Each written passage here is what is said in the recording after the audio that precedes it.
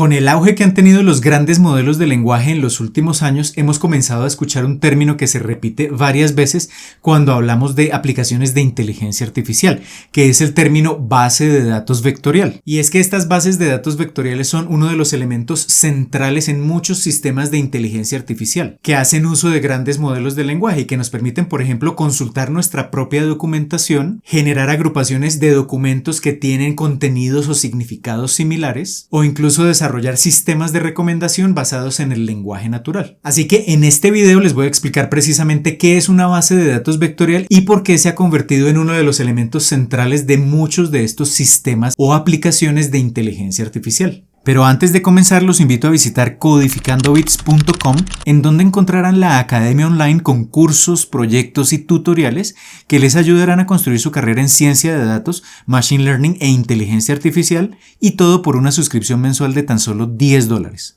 Además, se podrán poner en contacto conmigo si están interesados en asesorías para el desarrollo de proyectos o cursos de formación tanto para personas como para empresas. Así que listo, comencemos. Supongamos una situación hipotética, y es que hay un equipo de abogados que está desarrollando un caso, por ejemplo, sobre temas de cláusulas de confidencialidad y tiene una cierta documentación para apoyar ese caso. Entonces tiene contratos, tiene legislación, tiene sentencias previas y lo que quisiera es tomar toda esa documentación y extraer de allí la información más relevante que le permita construir su caso. Entonces la idea es cómo podemos apoyar este proceso como ingenieros de inteligencia artificial para facilitar este proceso de recolección de la información. La idea sería, por ejemplo, intentar crear como un asistente de inteligencia artificial donde la persona o el equipo de abogados le pregunte, por ejemplo, si hay casos similares al que estamos manejando actualmente donde se haya incumplido alguna cláusula de confidencialidad. E idealmente, esta inteligencia artificial debería entregarle como respuesta a ese equipo de abogados, por ejemplo, un listado de casos, como lo vemos acá, donde se indique la empresa o las empresas que estuvieron involucradas y qué tipo de incumplimiento se dio en términos de confidencialidad. Tenemos el caso 1, la empresa XYZ contra la empresa ABC en el año 2018, donde hubo incumplimiento de confidencialidad en acuerdos de software. En el caso 2, otras dos compañías, año 2020. En ese caso, por ejemplo, términos de licenciamiento, y en el caso 3, las empresas SecureSoft y Data Trust de 2019, también incumplimiento de confidencialidad en un contrato de asociación tecnológica. Esa es la respuesta que esperaríamos obtener y esa respuesta debería provenir de los documentos que tiene como soporte el equipo legal. ¿Qué es lo que ocurre? Que inteligencias artificiales o modelos, grandes modelos de lenguaje como los usados por ChatGPT o por Gemini de Google, están entrenados con una gran cantidad de datos, pero no tienen esa información específica que permitan dar una respuesta igualmente específica a la pregunta que plantearon los abogados, porque esa información está únicamente en la documentación, que muchas veces es privada y que tiene ese equipo de abogados. Así que la pregunta es cómo desarrollar un sistema con estas características, un asistente con estas características que sea capaz de responder preguntas específicas provenientes de nuestra propia documentación, pero usando grandes modelos de lenguaje. Así que en esta aplicación hipotética tenemos de un lado al usuario, el grupo de abogados, de otro lado lo que se conoce como una base de conocimiento, una serie de documentos donde tenemos la información, pero donde esa base de conocimiento es o demasiado extensa o no contamos con el tiempo suficiente para explorarla en su totalidad y necesitamos como un intermediario que nos permita consultar esa base de conocimiento. Entonces la idea es que precisamente uno de estos grandes modelos de lenguaje nos sirva como intermediario. La idea es que el usuario le presente una pregunta al gran modelo de lenguaje, el modelo la procese, consulte esa información con la base de conocimiento, extraiga la información de la base de conocimiento y genere o escriba una respuesta en lenguaje natural, es decir, en el lenguaje que usamos nosotros los seres humanos, y nos retorne esa respuesta a través de una interfaz como por ejemplo un chat. Esta es la situación ideal, pero ¿qué es lo que ocurre? Que hay un elemento importante que no estamos teniendo en cuenta acá, y es que los grandes modelos de lenguaje no interpretan directamente el lenguaje tal como nosotros lo escribimos. Usan una interpretación intermedia a través de números, y lo que procesan son números, pero en última instancia lo que generan para que nosotros podamos interpretarlo es una respuesta en lenguaje natural. Entonces ese paso intermedio está relacionado con los embeddings que utiliza el modelo. De los embeddings y los grandes modelos de lenguaje les hablo en detalle en un video que publiqué anteriormente acá en el canal, les dejo el enlace acá arriba, pero la idea básica de los embeddings es la siguiente. Cuando le presentamos al embedding una secuencia de texto, bien sea una frase, un conjunto de palabras, un párrafo o un documento completo, lo que hace ese gran modelo de lenguaje es analizar cada una de las palabras y las relaciones que existen en esas palabras. Y al final de todo eso lo que genera es como una codificación, que es el embedding, que es la representación numérica de esa frase, de ese texto, de ese párrafo.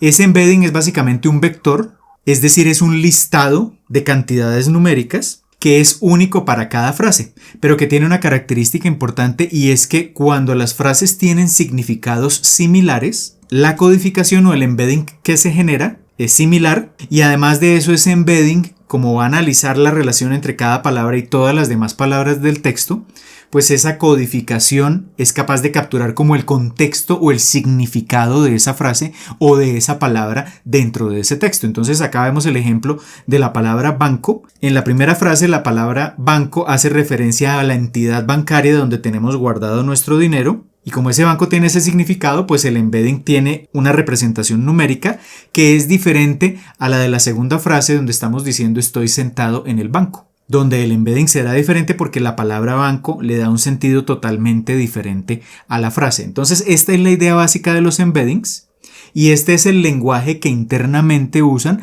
los grandes modelos de lenguaje para interpretar la información, para recibir el texto que nosotros les entregamos y para generar el texto que nosotros estamos esperando del modelo.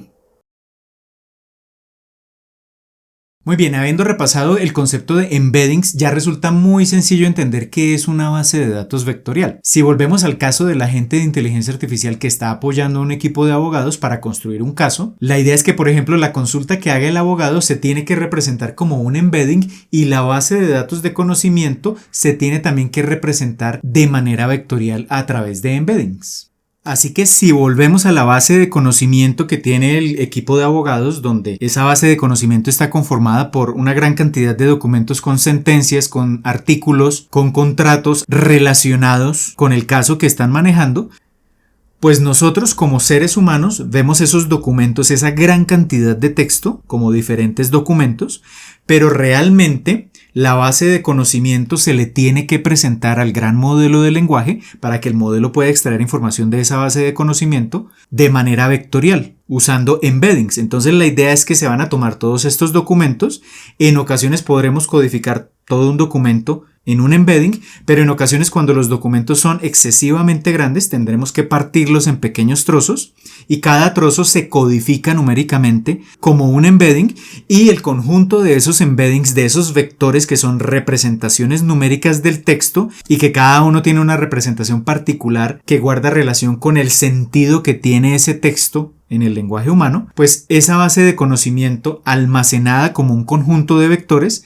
es lo que precisamente se conoce como una base de datos vectorial. Así que una base de datos vectorial pues es una estructura de almacenamiento de datos donde lo que tenemos son representaciones vectoriales del texto que nos sirve como base de conocimiento y que además tiene la característica de que fácilmente puede ser consultada. Entonces podemos tener una gran cantidad de documentos representados como una base de datos vectorial y cuando queramos a través del modelo de lenguaje hacer una búsqueda, pues esta búsqueda va a ser muy eficiente y muy rápida, es decir, vamos a poder extraer información rápidamente de esa base de datos vectorial. Y de hecho podemos ir mucho más allá porque existen en la actualidad grandes modelos que no son únicamente de lenguaje sino que son modelos multimodales, es decir, que pueden analizar texto, imágenes, videos e incluso sonidos. Así que la base de datos vectorial puede contener no solo embeddings o representaciones vectoriales de texto, sino también por ejemplo de imágenes, videos o incluso audios. Y esto podría enriquecer también ese proceso de búsqueda de información en ese tipo de datos. Porque al final toda esta información va a tener un formato uniforme que es precisamente la representación vectorial. Y lo que ocurre es que cuando tenemos esta información como audio, texto o videos o incluso imágenes almacenada en formato vectorial en una base de datos vectorial, realizar una consulta a esa base de datos realmente es un proceso muy sencillo. Y esto se debe a que por un lado la consulta escrita por el usuario en lenguaje natural es representada numéricamente como un embedding o un vector, y la base de datos de conocimiento también tiene una representación vectorial. Y lo que ocurre es que cuando yo quiero consultar esa información en la base de datos vectorial, simplemente tengo que realizar lo que se conoce como una comparación de vectores, para después de esta comparación extraer únicamente los resultados que tengan un grado de similitud muy alto con la consulta que realizó el usuario. Y sin necesidad de entrar en detalle, entendamos de manera muy intuitiva en qué consisten estas comparaciones vectoriales, que usan en el fondo una operación matemática que se conoce como la similitud del coseno. La idea básica es la siguiente. Por ejemplo, acá tenemos una primera frase que es: me gustaría conocer las tarifas de vuelos entre Madrid y Milán. Esa frase, si la representamos vectorialmente, tiene una codificación numérica, y gráficamente yo ese vector lo voy a representar acá como una flecha indicada acá con el número 1, suponiendo que ese vector está en 2 dimensiones. Y por ejemplo tenemos una segunda frase: el costo de mantenimiento de este vehículo es muy elevado. Esa frase 2 tiene la codificación vectorial que aparece del lado derecho. Como estas dos frases no están relacionadas, la primera está hablando de tarifas de vuelos, la segunda del costo de mantenimiento de un vehículo. Como las dos frases son muy diferentes, semánticamente, es decir, su significado es diferente, pues tendrán representaciones vectoriales diferentes, y si hacemos la comparación vectorial, si se calcula la similitud del coseno entre estos dos vectores, obtendremos un valor muy cercano a 0, que nos indica que no hay un alto grado de similitud entre esos dos vectores. Pero si tenemos una tercera frase que es, por ejemplo, quiero encontrar tiquetes de primera clase ida y vuelta de Nueva York a Miami, esta tercera frase se parece más a la primera frase de los vuelos entre Madrid y Milán que a la segunda,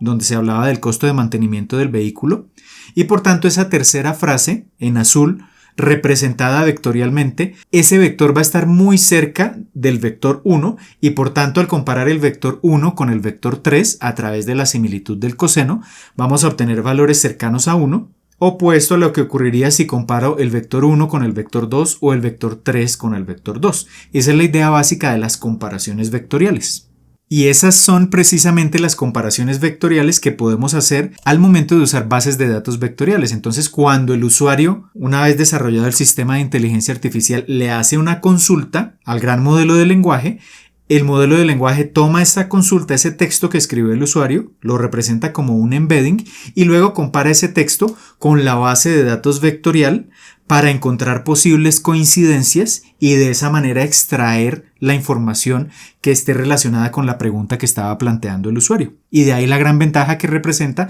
el uso de bases de datos vectoriales. Muy bien, acabamos de ver qué son las bases de datos vectoriales y por qué se han convertido en uno de los elementos esenciales en estas aplicaciones o asistentes de inteligencia artificial que se vienen desarrollando actualmente. En esencia, una base de datos vectorial es una base de datos común y corriente, pero que almacena información o datos que generalmente son no estructurados, como el texto, imágenes, video o audios, pero en formato vectorial a través de los embeddings. Y el almacenamiento de esta información en formato vectorial hace que pueda ser consultada fácilmente usando el lenguaje natural y la ayuda de grandes modelos de lenguaje, y que esas consultas a la vez sean muy rápidas. Y esto precisamente es lo que ha permitido desarrollar todas las aplicaciones que venimos viendo en la actualidad usando estos grandes modelos de lenguaje. De hecho, si les interesa, en la Academia Online tengo precisamente un proyecto en donde realizamos la consulta sobre una base de datos o una base de conocimiento propia, una serie de documentos PDF, y usamos un gran modelo de lenguaje para consultar la información en esos documentos a través del lenguaje natural. Y si tienen dudas sobre lo que les acabo de mostrar en este video, pues me pueden dejar abajo sus comentarios, y desde luego, si les gustó el video, no olviden darle un pulgar hacia arriba de me gusta